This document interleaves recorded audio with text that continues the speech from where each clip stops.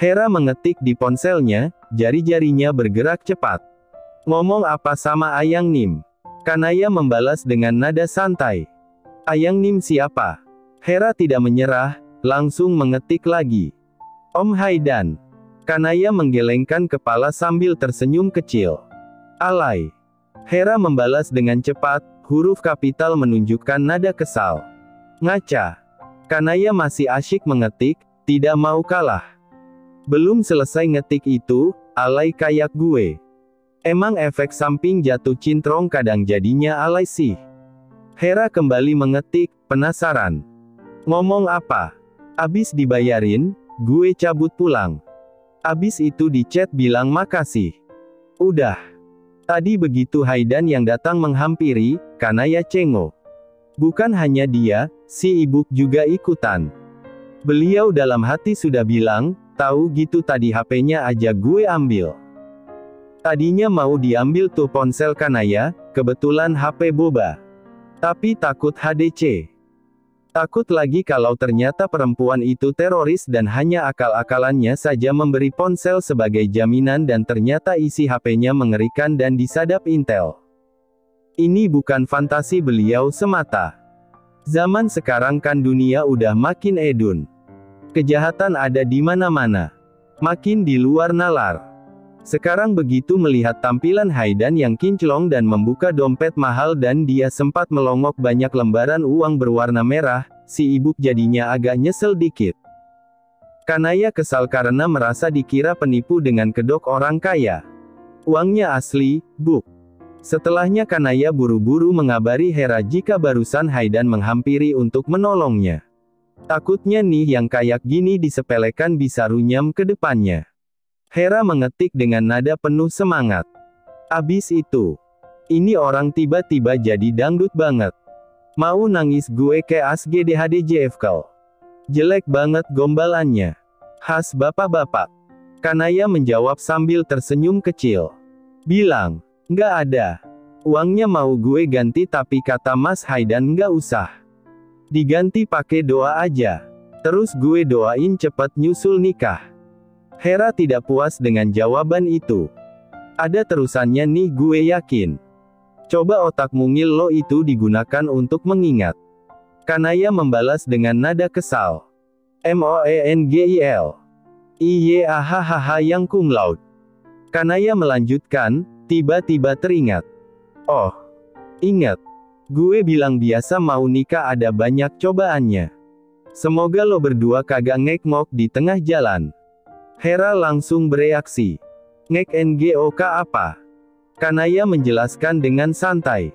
Batal. Hera mengangguk kecil, mulai paham. Pantas.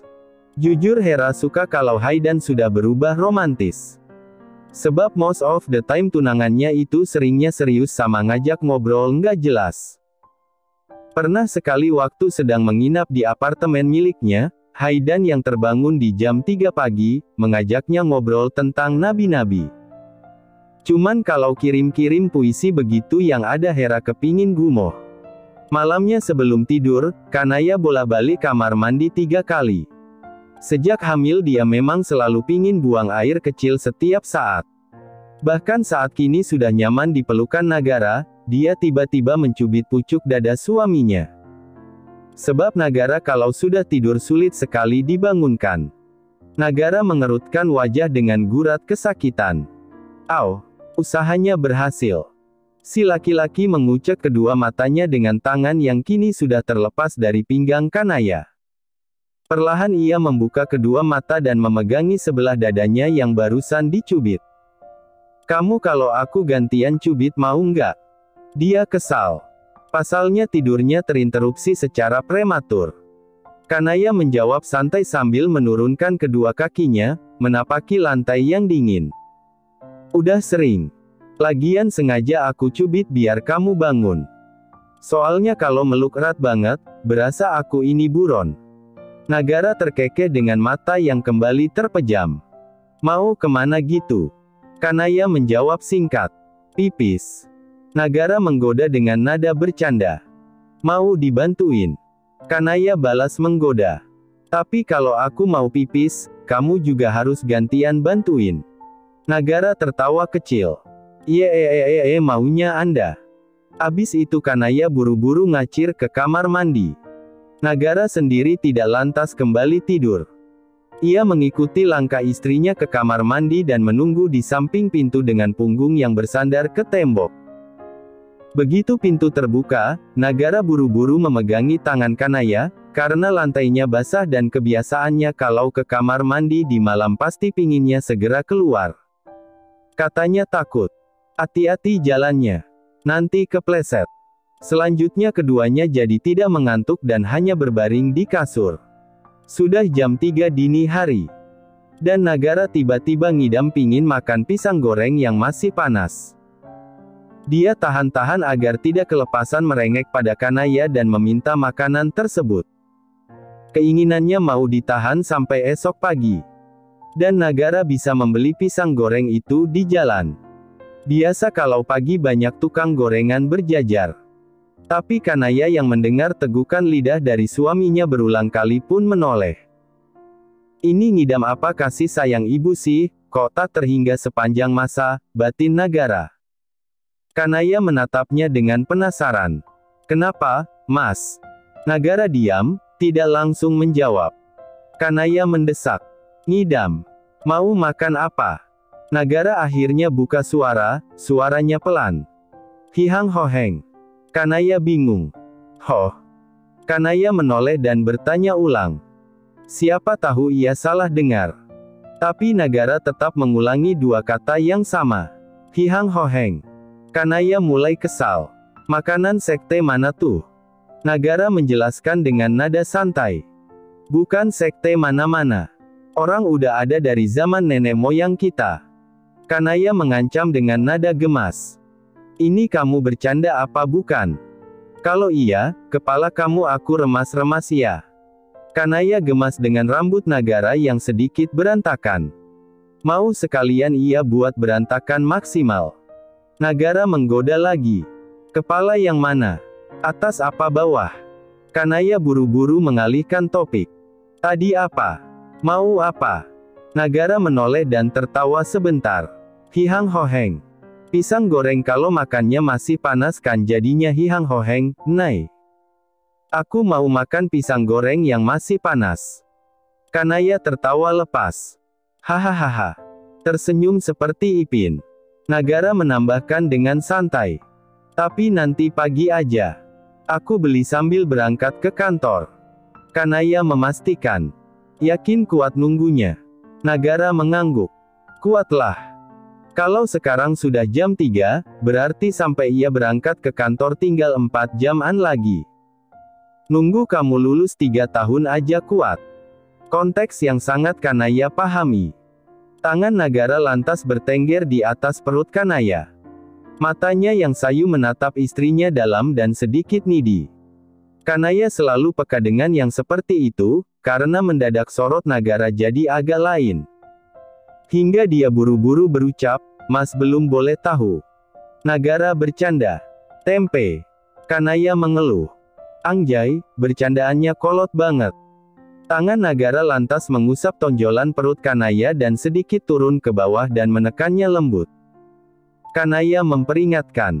Mas. Jangan diteken. Nanti mau pipis lagi. Nagara menyeringai dan tangannya lanjut turun ke bawah hingga Kanaya menepuk lengannya keras. Jangan ke bawah-bawah. Kanaya memperbaiki posisi bantalnya dan segera Nagara bantu. Kalau ke atas. Lalu lengan kanannya diletakkan di atas kepala Kanaya. Kamu makin ke sini kelakuannya makin mesum aja ya. Dipikir waktu awal nikah kayak ogah-ogahan gitu. Nagara membela diri. Bukan ogah. Menahan diri itu namanya. Kanaya menggodanya lagi. Tapi tetap transformasinya kelihatan banget, aku yang tadinya solehah jadi solehot. Nagara bingung. Korelasinya di mana sih, Nai? Kanaya menjelaskan dengan nada santai. Ya kan dulu kayak dijaga banget. Kamu dipeluk aja udah kayak ketempelan demit, bawaannya pingin istighfar. Jadinya yang dulu kan auraku jadi ikutan baik gitu. Sekarang mah, Istrinya lagi anteng-anteng masak, tiba-tiba dicolek-colek. Auranya berubah. Nagara tertawa kecil. Jadi aura kasih. Kanaya menjedotkan kepalanya ke dagu Nagara. Tahukah? Beda cerita dengan pasangan sebelah. Jangankan jauh sampai melampaui batas, Haidan dan Hera paling banter tuh skinshipnya pegangan tangan dan rangkulan. Padahal ya love language dua-duanya sama-sama physical touch. Ya mungkin karena belum sah juga. Lagian gitu-gitu Haidan penganut prinsip, dijamah setelah ada buku nikah. Tapi malam itu ada kejadian langka. Keduanya lagi duduk santai sambil Haidan nontonin Hera yang menyelesaikan kerjaan kantornya. Sebetulnya dia sempat ngomel dikit. Rumah tuh ya tempat buat istirahat, Ra. Kerja di tempat kerja. Hera membalas dengan nada santai. Ini apartemen BTW. Haidan mengalah. Karepmu. Terserah kamu. Jadi dia hanya bisa menatap bosan layar laptop Hera. Lengan keduanya saling dempet. Kalau dipikir-pikir akhir-akhir ini dia jadi lebih sering menginap di apartemen Hera. Sampai-sampai mamahnya yang tadinya percaya-percaya saja jadi agak merasa was-was, mencerca Haidan dengan kalimat, awas jangan macem-macem. Ketahuan tekdung sebelum nikah, titit kamu mama sunat lagi, dan ngeri coy. Padahal ya tiap nginep mereka cuman ngobrol-ngobrol sambil main Uno. Abis itu tidur. Bagi Haidan pribadi, Hera itu seperti Nagara versi perempuan. Seseorang yang bisa diajak berkeluh kesah dan saling bertukar pikiran. Bedanya jika bersama Hera ia merasa lebih terikat secara batin. Semacam teman tapi yang lebih kompleks. Dia setuju kalau pasangan itu merupakan teman. Teman seumur hidup. Teman susah, senang, sedih, bahagia. Haidan kini sepenuhnya menolehkan kepala ke kanan, tidak lagi melihat ke layar laptop tapi menatap wajah si empu. Hingga Hera yang sudah selesai dengan kegiatannya, akhirnya men-shut down laptop dan menoleh cepat ke kiri, ke arah wajah Haidan. Tidak sadar jika tunangannya itu tengah menatapnya dari samping. Saking dekatnya posisi keduanya, sampai-sampai saat Hera menolehkan kepala, kedua ujung hidung mereka saling bersentuhan. Hera lalu tersenyum kecil dan memajukan bibirnya untuk mengecup bibir Haidan sekilas. Dia tidak menyangka jika respon Haidan akan sangat heboh. Si laki-laki langsung terjatuh ke lantai saking lemas badannya. Matanya melotot dan kini tangannya digunakan untuk mengusap bibirnya sendiri dengan pandangan tidak percaya. Tidak menyangka dengan aksi Hera barusan. Haidan merengek dengan mendonggak. Ra, aku tuh masih suci, jangan diajarin yang enggak-enggak. Hera kaget dengan reaksi Haidan. DIH. Haidan menegaskan dengan serius. Serius. Haidan meneguk ludahnya. Matanya kini jatuh menatap bibir ranum Hera. Wah mana ada orang suci yang punya file khusus video Nunu Nina. GARANJENGGGG. Aib semasa ke kuliah masih lo bawa-bawa, batin Haidan. Jadi beberapa saat lalu saat mereka tandang ke kantor Nagara, Cokro Company, guna membicarakan desain cincin, mereka tidak sengaja bertemu dengan Nagara di lobi. Terus ngobrol tipis-tipis. Di sanalah Nagara keceplosan soal aib Haidan yang kemudian selalu saja Hera bahas untuk meledek tunangannya. Haidan membela diri. Dulu, Ra. DULUU. Sekarang udah nggak ada waktu nonton gituan. Haidan tidak berbohong, waktunya habis untuk bekerja dan ngebucin. Hera tetap menggoda. Tetap aja nggak suci. Haidan balas menyinggung. Tapi cupu. Masa cuman dikecup langsung gitu? Haidan menantang dengan nada bercanda. Kalau belum nikah cupu. Abis nikah lihat aja. Hera tidak mau kalah. Tidak butuh omdo. Nggak takut aku mah. Haidan tidak meragukan pernyataan Hera barusan sih. Orang auranya saja sangat dominan. Yang ada paling Haidan yang rada gentar. Dikit. Mana minim pengalaman. Apa dia mesti tutor ke Nagara ya sebelum nikah? Waktu berlalu dan kini dua calon pengantin sudah mulai ribut dengan persiapan pernikahan. Untung Hera dan Haidan memilih mengikuti saran si mama untuk menyewa jasa wedding organizer. Soalnya tadinya mau diurus sendiri semuanya, iya sok ngide. Kalau sampai itu beneran terjadi yang ada pas hari H mereka keburu stres dan nggak menikmati momen sakral. Untuk gedung, jujur sudah Haidan sewa dan bayar DP setelah mereka menentukan tanggal. Untuk tempatnya di sebuah gedung yang lokasinya agak di pinggiran kota sesuai dengan permintaan Hera. Karena untuk tempat Hera tipe yang agak picky, banyak mau. Takut kalau dicari mepet mau nikah, jadinya malah nggak sesuai yang dia mau. Jadi urusan gedung harus selesai duluan, sebelum mikir yang lain. Acara pernikahan hanya akan dilakukan 1 hari dan itu di kota. Jadi keluarga Hera di desa akan diboyong ke kota. Untuk undangan pernikahan, mereka bikin desainnya sendiri. Sebelumnya dua keluarga mereka dipertemukan dan saling berunding untuk persiapan yang sudah Hera dan Haidan rancang. Ada beberapa improvisasi, salah satunya untuk masalah catering. Tadinya mereka juga mau pilih-pilih sendiri bersama WO. Tapi Mama Haidan berkata jika masalah catering itu urusan beliau. Hera dan Haidan manut saja. Oke berarti kalau Mama yang ngurus makanannya ya. Hera menjawab mantap. Iya, Mah. Kini ia dan Haidan duduk di sofa panjang ruang tamu, saling bersebelahan. Sedangkan si Mamah duduk di seberang. Sesekali melirik tangan Haidan yang tidak henti-hentinya menggenggam tangan Hera dan meletakkannya di atas paha. Jempolnya mengusap punggung tangan si perempuan. Meski sudah mengenal keluarga Haidan cukup lama, dari zaman mereka dekat, sudah 3 tahun lebih, Hera tetap saja merasa canggung dan agak nervous dikit tiap kali diajak ngobrol. Apalagi jika pembahasannya serius seperti ini. Jadilah Haidan berusaha menenangkan tunangannya itu. Meski dengan sedikit modus terselip. Setelahnya Hera pamit untuk pulang. Karena hari sudah sore. Padahal datangnya juga saat matahari sudah ke barat. Mama Haidan tiba-tiba bertanya. Nggak mau nginep, Ra? Hera dan Haidan kompak melongo. Hah?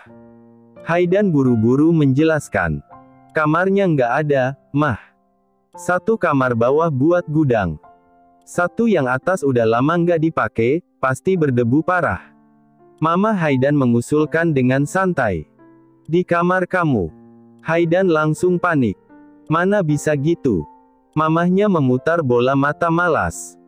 Laga kamu kayak setiap nginep di tempat Hera nggak 1 kamar aja. Haidan membela diri. Iya 1 kamar, tapi kan beda kasur. Kamarku kasurnya cuman 1. Lagian nggak usah aneh-aneh deh. Raut wajah Haidan berubah cemberut. Sedangkan Hera diam saja, menikmati perdebatan dua manusia di depannya. Mama Haidan memicingkan mata. Emang kalian nggak pernah aneh-aneh? Haidan kesal, suaranya meninggi. Berapa kali dibilang, nggak kek? Enggak, Mah. Suuzon banget. Beliau masih saja diam. Membuat Haidan jadinya salah tingkah dan teringat dengan kecupan dari Hera tempo hari itu. Kan jadi inget yang nggak senonoh gini, batin Haidan. Tangannya lantas mengusap perut Hera sekilas. Dari luar baju blus yang perempuan itu kenakan. Rata nih, rata. Buru-buru Hera menampik tangan Haidan. Bisa-bisanya dia kepikiran seperti itu. Mamahnya lantas terkekeh dan menepuk bahu kanan anaknya sendiri. Haidan memang selalu lucu setiap kali digoda dan dijahili begini. Panikan untuk urusan hal yang menjurus ke sana. Haidan buru-buru berdiri. Dah, aku nganter Hera pulang dulu.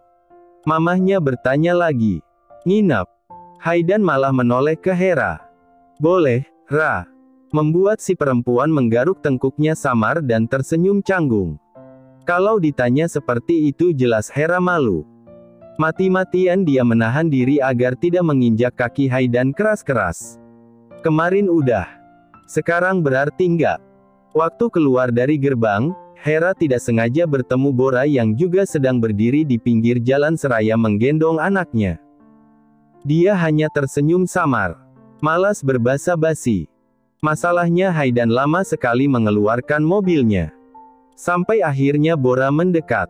Dia menatap Hera dari ujung kepala sampai kaki. Hera nggak pakai high heels ya? Cangkeman. Ya mata lo aja liatnya gue makek apa, batin Hera.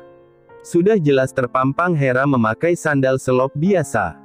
Dia tidak bisa menyembunyikan raut wajah masamnya. Tapi ekspresinya berubah sedikit lebih cerah kala Bora berkata, kamu jadi kayak pantun. Wah, suka nih Hera kalau mau dipuji seperti ini. Sepertinya Bora sudah berhenti untuk membuatnya kesal. Sadar umur mungkin. Cakep. Bora menjawab dengan santai. Pendek. Akhirnya bukan lagi wajah masam, tapi kini datar nan kesal dengan senyum yang lurus Hera berikan. Tangannya terkepal kuat, menahan agar tidak kelepasan mengumpat. Padahal dalam hati dia sudah misuh, first of all. Lo anjing. Yang bisa keluar dari mulutnya hanya, iyakah? Ngerinya. Bertepatan dengan itu, Haidan sudah siap dengan mobilnya. Di perjalanan sampai tiba di apartemen, Haidan agak heran sebab Hera terus-menerus mencebikkan bibirnya. Setiap ditanya kenapa, juga tidak menjawab. Bahkan saat Haidan mengikutinya hingga masuk ke dalam. Haidan akhirnya bertanya lagi. Kenapa sih, Ra? Haidan sebetulnya agak curiga perubahan suasana hati Hera sebab Bora. Tapi tetap bertanya untuk memastikan. Hera akhirnya menoleh. Jasuke. Haidan bingung. Jagung susu keju. Kamu mau beli itu? Kenapa tadi di jalan nggak bilang? Hera memotong cepat. Janco, asu, rak ono uteke. Jawabannya sontak membuat Haidan melotot. Dia tahu si Hera terkadang kalau sudah sangat kesal bisa berkata kasar. Cuman tidak yang sampai sangat kotor. Makanya cewek itu sempat batuk-batuk heboh saat di Warmindo malam itu, saat mendengar omongan remaja waktu itu. Cuman entah kenapa lama-lama Haidan perlu mengingatkan perempuan itu. Ya walaupun faktanya dia sendiri juga kadang berkata kasar. Hanya sekarang dikurangi. Sumpah demi apapun, Hera kesal sekali dengan tetangga Haidan itu. Memang si tubuhnya menjulang tinggi, cocok jadi model. Kata Haidan saja memang pernah jadi model kok pas zaman kuliah. Tapi tidak perlu mengatainya pendek. Ini Hera agak emosional, padahal biasanya tidak. Sebab dulu nama panggilannya waktu SD tuh Cebol, karena dia memang pendek dan yang paling kecil di sekolah. Karena kurang gizi saja sepertinya. Buktinya waktu remaja, tingginya standar pada umumnya kok. Cuman emang Bora aja yang menjulang tinggi seperti Titan. Kedua bahunya ditarik oleh Haidan dan membuat Hera dengan kening berkerut mendonggak. Apa? Haidan menatapnya dengan sorot mata tegas dan tajam. Ngomong lagi coba. Haidan melanjutkan, suaranya serius. Ngomong sekali lagi, Ra. Entah kenapa nyali Hera mendadak ciut. Kekesalannya menguap entah kemana. Aura Haidan yang sekarang agak menakutkan. Dari mata yang selalu menyorotnya dengan pandangan memuja, lembut dan penuh sayang, sekarang terlihat sangat garang. Hera bukan takut karena tatapan itu. Di dunia kerja, jelas Hera terbiasa. Tapi karena ini Haidan tumben sekali. Apa dia salah paham, jika barusan Hera mengumpat kepadanya? Kurang-kurangin ngomong jelek, Ra. Omongan tuh kayak doa, bakal berbalik ke kita. Kamu kalau dikatai jelek kayak gitu mau nggak? Hera buru-buru menjelaskan. Aku nggak ngatain kamu barusan. Haidan tetap tegas. Entah siapapun. Kalau kamu lagi marah dan nggak bisa ngomong yang baik, mending diem. Bayangan Nagara, begitu ia pulang ke rumah akan ada Kanaya yang membukakan pintu dan berhamburan untuk memeluknya. Sayangnya tidak. Kala ia masuk, tidak ada keberadaan perempuan itu dimanapun. Bahkan semua lampu rumah masih mati. Padahal sudah petang. Hingga Nagara yang kemudian memutuskan menyalakan lalu menutup gorden di ruang tengah. Nagara memanggil dengan suara pelan. Nai. Kanaya. Aneh, padahal biasanya perempuan itu duduk di sofa sambil membaca buku tentang parenting yang dibelinya. Sampai suara isakan terdengar dari dalam kamar. Nagara lantas mendekat selepas melempar asal jasnya ke sofa. Waduh, apa dia ada salah ya? Seingatnya tadi pagi saat pergi masih baik-baik saja. Waktu di kantor, Nagara juga tidak mengabaikan panggilan dan chat dari istrinya, yang membahas mengenai gerakan yoga di hari ini. Lalu kenapa? Nagara mendekati istrinya dengan nada khawatir. Nay, apa? Kenapa? Istrinya duduk dengan kaki yang ditutupi selimut. Sekotak tisu ada di sebelahnya juga laptop yang layarnya masih menyala. Nagara duduk di pinggiran kasur. Lalu mengusap pipi Kanaya yang masih basah. Mata dan hidung perempuan itu memerah. Dia kemudian menarik badan Nagara dan memeluk suaminya erat. Yang meski sudah seharian di luar, beraktivitas, wangi tubuhnya tetap harum dan membuat Kanaya kecanduan. Kanaya terisak. Sedih banget. Nagara memberondonginya dengan berbagai pertanyaan. Iya, kenapa? Ada yang jahatin kamu. Aku ada salah. Kamu kenapa? Kanaya menjelaskan dengan suara parau. Filmnya sedih banget. Nagara melepaskan pelukan Kanaya dengan tatapan tidak percaya. Jadi cuman karena film. Kanaya langsung protes. Apa? Kamu mau protes? Suaminya itu meringis. Enggak. Aku kira karena apa? Film apa? Kanaya menjelaskan sambil mengusap matanya. Tadi sambil nunggu kamu pulang, karena gabut, aku nonton ulang Miracle in Cell No. 7. Oh, nyari penyakit namanya, batin Nagara. Dulu juga Kanaya pernah sedih dan matanya sedikit berair abis menonton film tersebut. Katanya dia terharu. Hanya saja tidak sampai mewek bombastis seperti ini. Kanaya melanjutkan dengan nada sedih. Aku lemes banget rasanya, dari tadi nangis kejer. Kok bisa, padahal aku udah nonton berulang kali. Tapi tetap aja sedih sama endingnya. Nagara mencoba menghibur. Mau apa biar perasaannya jadi lebih baik? Kanaya bercanda. Bangunin Candi Kayak Bandung Bondowoso. Nagara mengeluh sambil tersenyum. Aku nyesel udah nanya. Kanaya tertawa. Mau cium? Mendengar perkataan sang istri, Nagara mendadak terdiam dan melepaskan lengan Kanaya dari badannya. Dia lantas beranjak dengan alibi, aku mau mandi, Nay. Terima kasih sudah menonton, guys. Jangan lupa klik like jika kalian menikmati cerita ini, subscribe untuk update konten seru lainnya, dan tinggalkan komentar di bawah tentang apa yang kalian pikirkan atau cerita apa yang ingin kalian dengar selanjutnya. Dukungan kalian sangat berarti. Sampai jumpa di video berikutnya.